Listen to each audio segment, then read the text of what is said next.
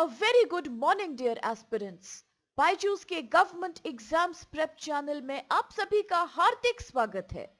दोस्तों, इस वीडियो में हम चर्चा करेंगे this day in history segment के ऊपर, जहां हम आपके लिए लेके आते हैं इतिहास से जुड़े कुछ ऐसे खास फैक्ट्स और घटनाएं जो आपकी इन सभी आगामी गवर्नमेंट परीक्षाओं के दृष्टिकोण से बेहद इंपॉर्टेंट है।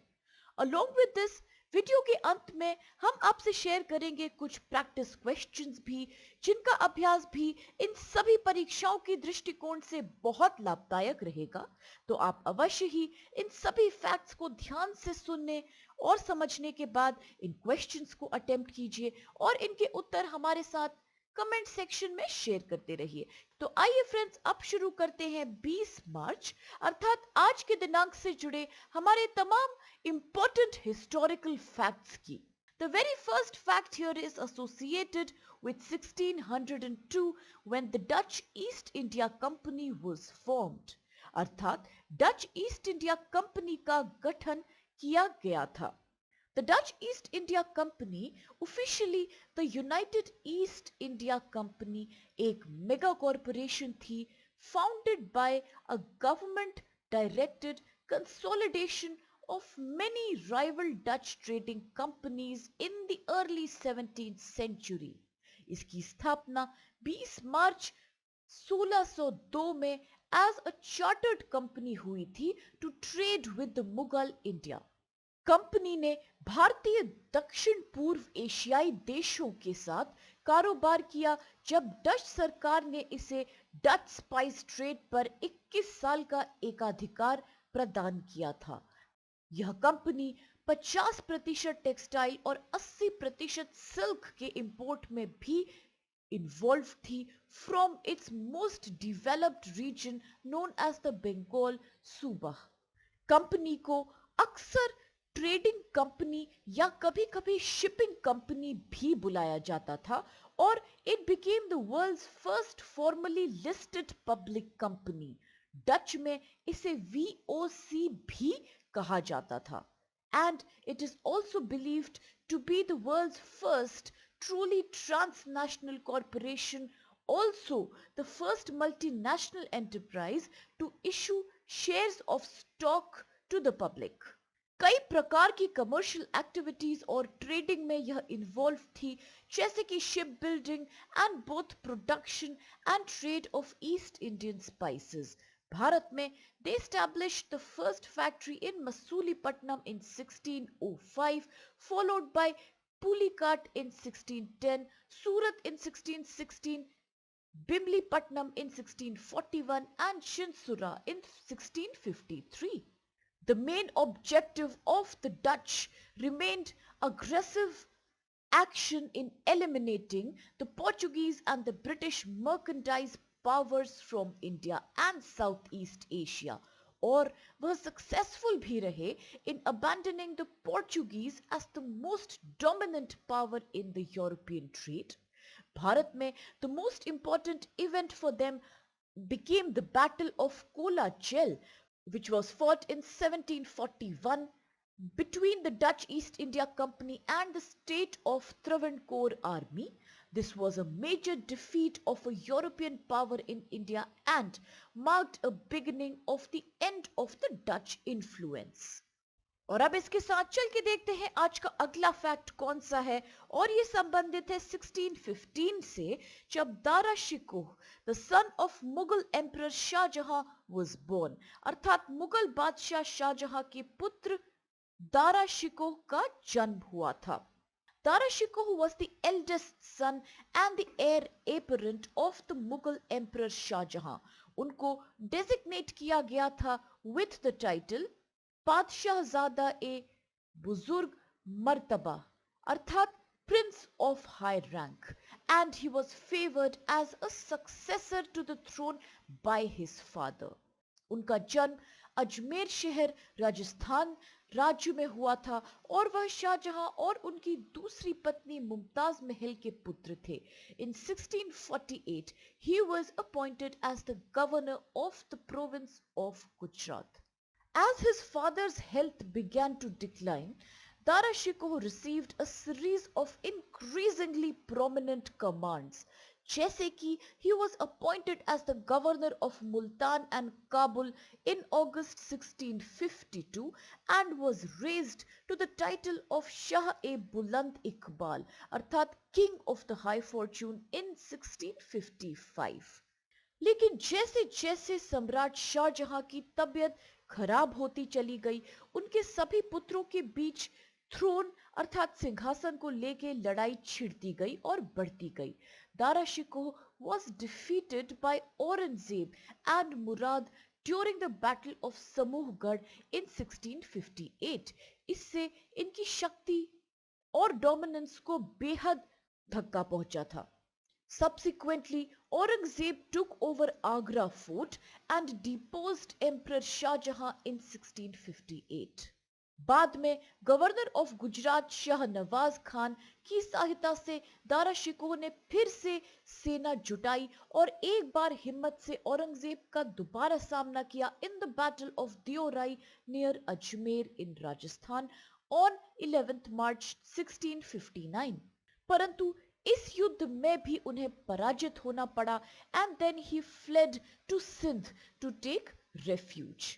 सिंध में उन्होंने मलिक जीवन अर्थात Junaid Khan Barozai and Afghan chief के अंडर रेफ्यूज लिया, परंतु बाद में Junaid Khan betrayed Dara Shikoh and handed him over along with his son Sipihr Shikoh to Aurangzeb's army in 1659. तो अब चल के देखते हैं आज का अगला फैक्ट कौन सा है, और ये संबंधित है 1925 से, when the viceroy of India Lord Curzon passed away अर्थात भारत के वाइसरॉय लॉर्ड कर्जन का निधन हुआ था. लॉर्ड कर्जन जिनका पूरा नाम था जॉर्ज नाथनियल कर्जन वर्ष 1899 से लेके वर्ष 1905 तक भारत के वाइसरॉय नियुक्त हुए थे. उनका कार्यकाल कई महत्वपूर्ण घटनाओं से भरा था. 1891 में वह भारत के अंडर सेक्रेटरी ऑफ स्टेट अर्थात भारत के लिए जिम्मेदार ब्रिटिश कैबिनेट में उप मंत्री बने और 39 वर्ष की आयु में वर्ष 1899 में भारत के सबसे कम उम्र के वाइसरॉय बने थे और इस पद पे 1905 तक बने रहे. Curzon believed in a strong centralized government and a powerful bureaucracy, or he believed in Britain's civilizing mission in India. In fact उनकी कई नीतियां भी इसी वजह से इंडियंस के वेलफेयर और इंटरेस्ट के खिलाफ साबित हुई. A major famine happened during his time as viceroy in which millions of people died. Bharat के तमाम हिस्से प्रभावित हुए थे और कर्जन ने एक commission under the chairmanship of Sir Antony MacDonnell नियुक्त करी थी to probe into the causes of the famine and suggest preventive measures. Through the Calcutta Corporation Act 1899, he reduced the number of elected legislatures to deprive Indians from self-governance. उनके कार्यकाल के दौरान plague बीमारी भी भारत में बुरी तरह फैली थी और उन्होंने आर्मी की मदद से रिलीफ ऑपरेशंस लोगों तक पहुंचाए थे, परंतु आर्मी के अग्रेसिव कंडक्ट और भारत में लोगों के साथ दुर्व्यवहार के कारण इस मूव का बेहद विरोध हुआ. The most criticized policy of Curzon, however, till date remains the partition of Bengal in 1905.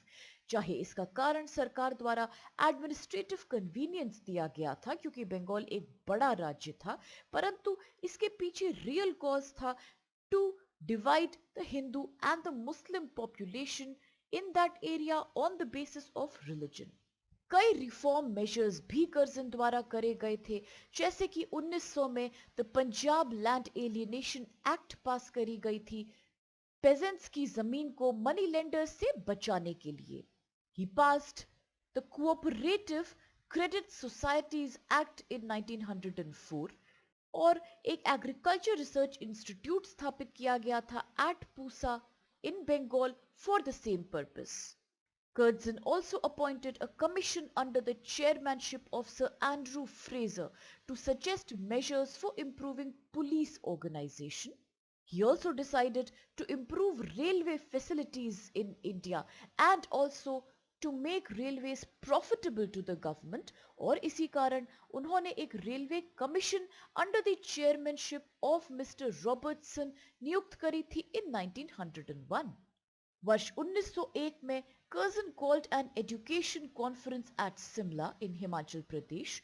इसके पश्चात university commission under the chairmanship of Thomas Raleigh was appointed in 1902।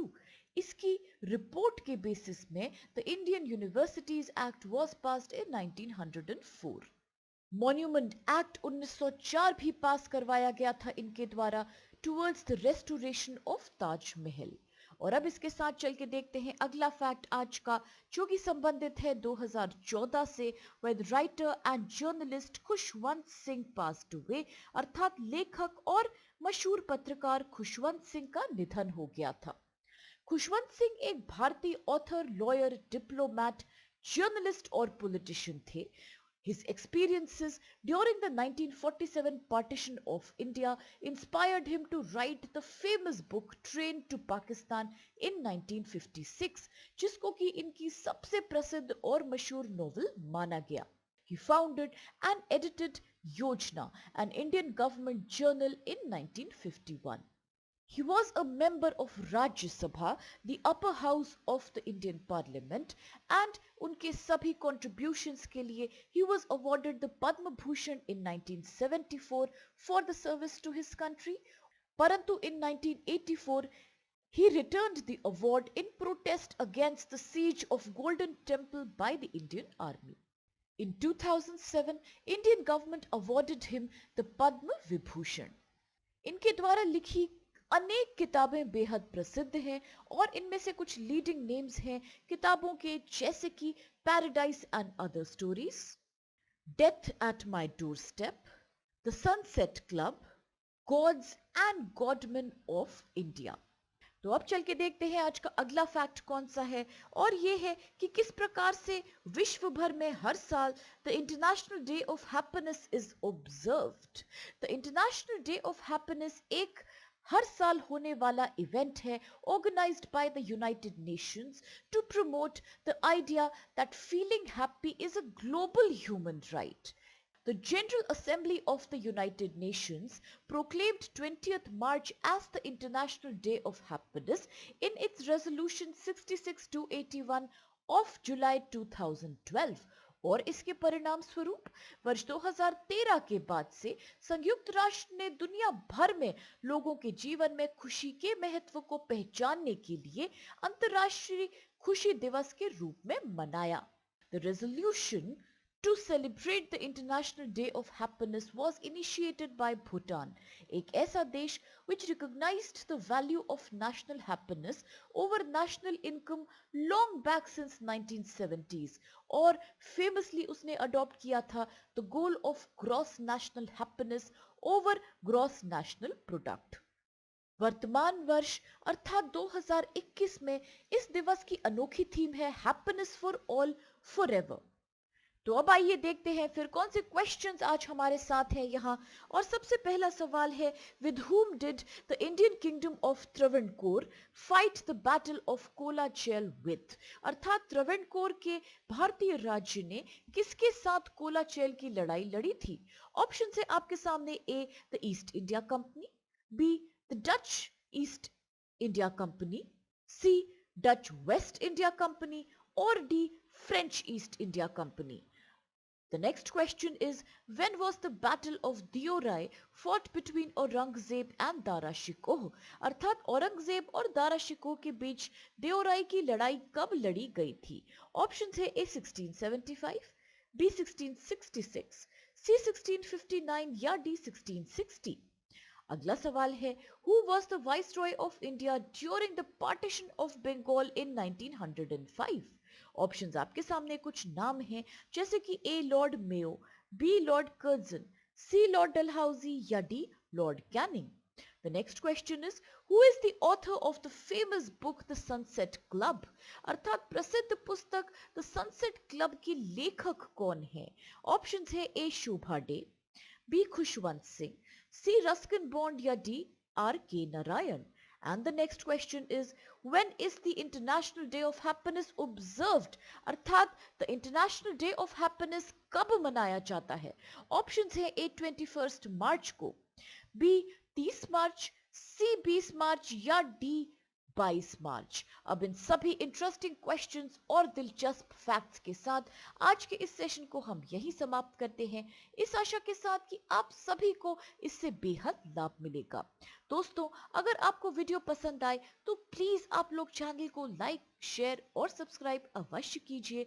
With this, have a great day and thank you so much to all of you.